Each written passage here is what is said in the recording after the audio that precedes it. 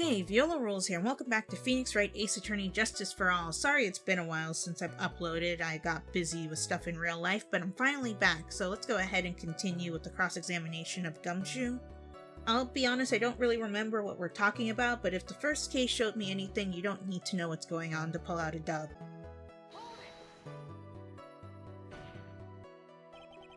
There's no way this was a premeditated murder, even if he bought the knife. Sorry, pal.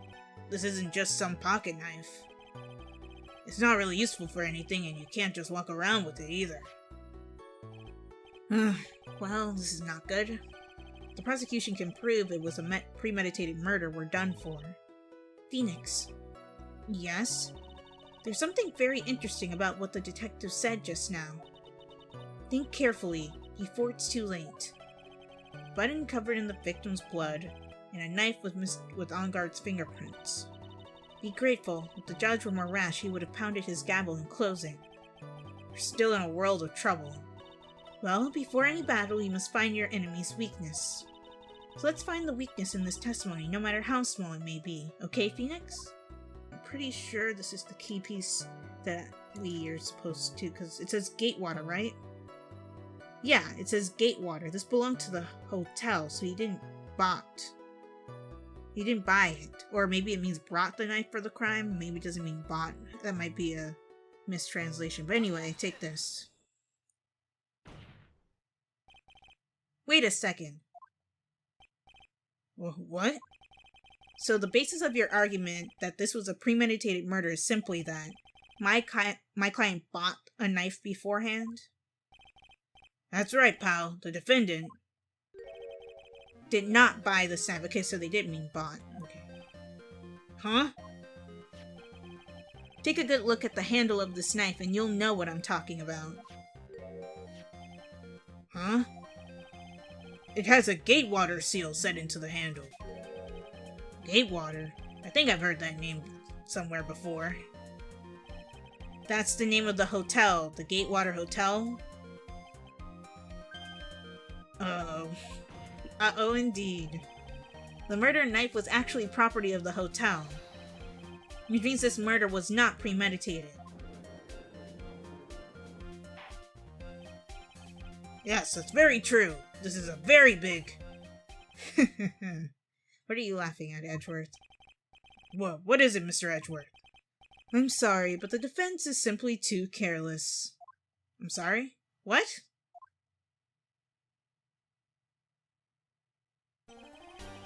I think whether the crime was premeditated or not has already been determined. How so? I admit this knife is hotel property. There's no one currently on the police force that is dumb enough to not realize this. I wouldn't say that. I didn't know. Oh. Hey, you're not on the police force anymore. The question is, where did this knife come from? Well, why, that's obvious. It came from the victim, Mr. Kurita's room. No, it did not. Sorry, Your Honor, but that is incorrect.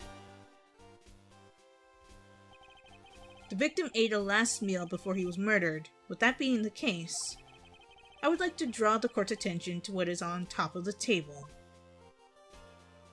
That there's a knife there? There's a knife and a fork on the table! Then, where in the world did this knife come from? If it pleases the court, I would like for us to recall the room of the defendant, Mr. Matt On-Guard. Especially what was on top of his table. There is something missing. Perhaps it is a single knife? Yeah, you're right. We investigated the leftover dishes for fingerprints, and while investigating, we came to the conclusion that Mr. Matt On-Guard's knife was missing. Yeah, you kind of messed up, Phoenix. Mr. On-Guard had gone to the victim's room with the knife he had used during dinner. Why would he carry a knife on a visit? To kill, of course. And with that, I believe the prosecution has proven that this was a premeditated murder. Are you sure about that? Amazing, Mr. Edgeworth. Absolutely brilliant. A brilliant, clear deduction. It seems like Edgeworth had this plan from the very beginning. This must be one of those traps, and I just walked headlong into it. Yeah, you always do that. A murder weapon with fingerprints and a button from the victim's costume. There is quite a sizable amount of evidence here. I can safely say that any further deliberation is a waste of your Honor's time. Although, I wouldn't mind if the defense were to present evidence not yet shown to the court. Evidence not yet shown? He means evidence that the court hasn't seen yet. In other words, new evidence. What does the defense have to say about this, Mr. Wright? Well, Phoenix, the judge is favoring the prosecution right now. If we answer with something wrong here, that gavel of his will be ringing out to the sound of our defeat. Mr. Wright, do you have something important and necessary to present to this court? I actually do. No, I don't right now. Let me check the court record real quick. Something that they haven't seen yet. Yes, I actually do. There's one piece of evidence that catches my attention. Something that this court has yet to see. Mr. Wright, I will say this one more time. I do not feel this trial needs to continue at all. However, I am giving you one chance, and only one. What the judge is saying, Wright, is don't try pulling one of your usual bluffs here. If I mess this up, it's curtains for all of us. You may now present one and only one piece of evidence. Now then, what is this important evidence that you must show to the court? I think from going through the court record, it's the wine glass, because I'm pretty sure we haven't talked about that yet. This is a wine glass, is it not? Please look at the photo of the crime scene once more. One more time. The scene him struggle against his assailant. The vase was broken, his makeup is all over the floor. These were all things that were at one point sitting on top of the dresser. Well, yes, I see your point. However, this glass that is sitting on top of the dresser is mysteriously untouched. The only thing that had not fallen over along with everything else is this wine glass.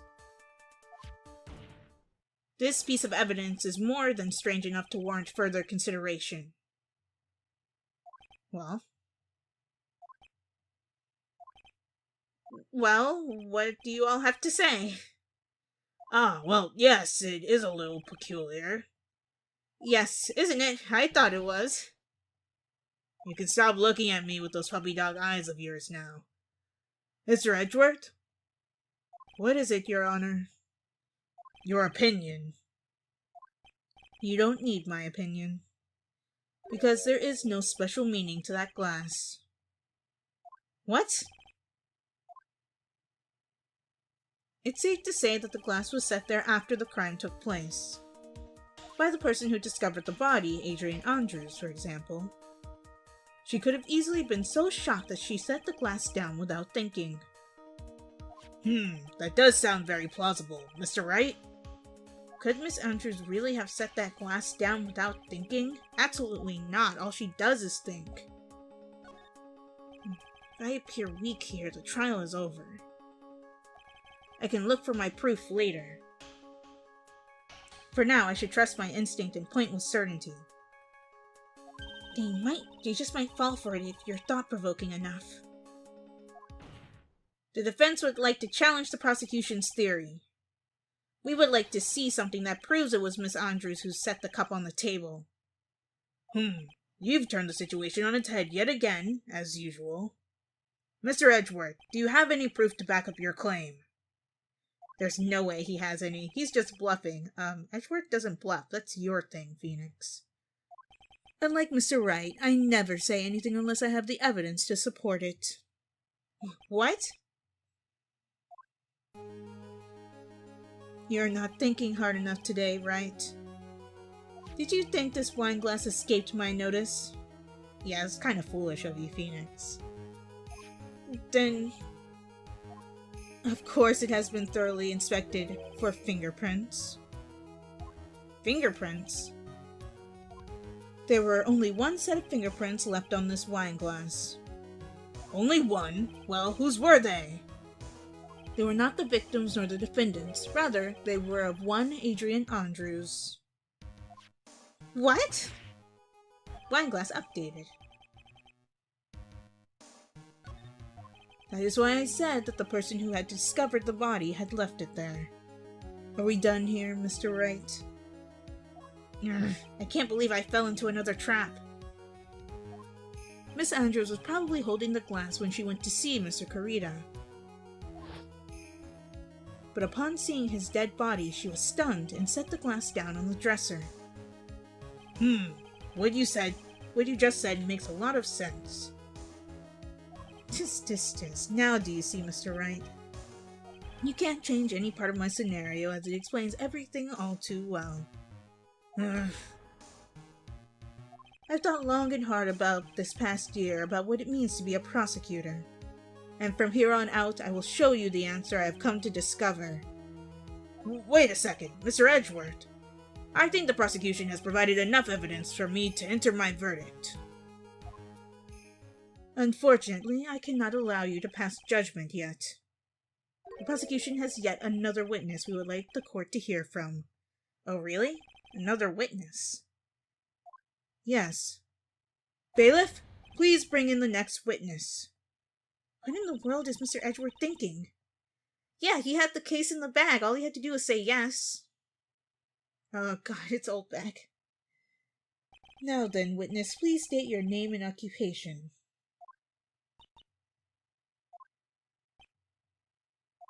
Witness, your name and occupation, please. Oh my god. Her with that stupid gun. G-O-T-C-H-A!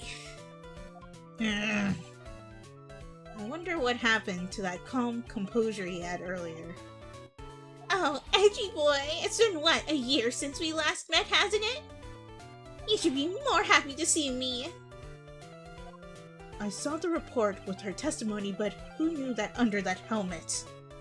It was the Wicked Witch of the witness stand. I tell you, this time I know what I'm supposed to do.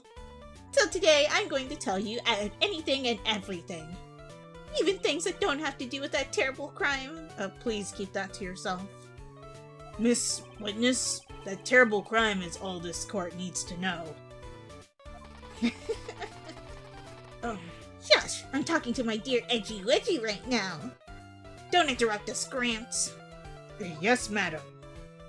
No, please, by all means, interrupt her, please. He didn't know who the witness was.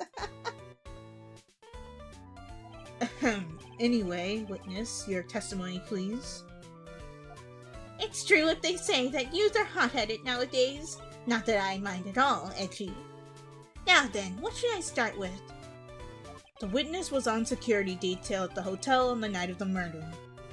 Is this correct, Miss Oldback? It was a great job being able to see my dearie Juan. It was almost too much for my little heart to handle. You mean you were a fan of the victim? Look, everyone is crazy over that On Guard saying he's cute in a fresh way or something.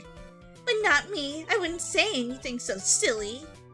After all, I have no interest in a little child like him. I'm only interested in a real man, Juan Kurita. But those two were the same age. Anyway, as I was saying, I was pacing in front of his room that night. Is the game lagging or what? Because the music doesn't sound like it's lagging. Very well, please tell the court what you witnessed the night of the murder. Okay, it was lagging because of the music. God. Leave it to me, Edgy Poo. So gross. What you witnessed. Anyway, after the ceremony, I went to pace around in the hallway in front of his room. There was something I was interested in finding out, you know. Well, since I was on the job, I made sure to keep a good eye out the whole time. That's when someone showed up. It was a man coming out of poor Juan's room. It was On Guard, Matt On Guard. He was trying to sneak his way out of Juan's room. You saw Matt come out of his room? So Mr. Ongar came out from the victim's room. See, it has to be him. He's the murderer. But you should have heard a scuffle, and you did not mention that. I see. Well, Mr. Wright, you may begin your cross-examination. Cross-examination of Windy Old Bag. So we'll do that in the next episode. I hope that you guys enjoyed this one. If you guys did, be sure to like, comment, share, and subscribe, and I'll talk to you all next time.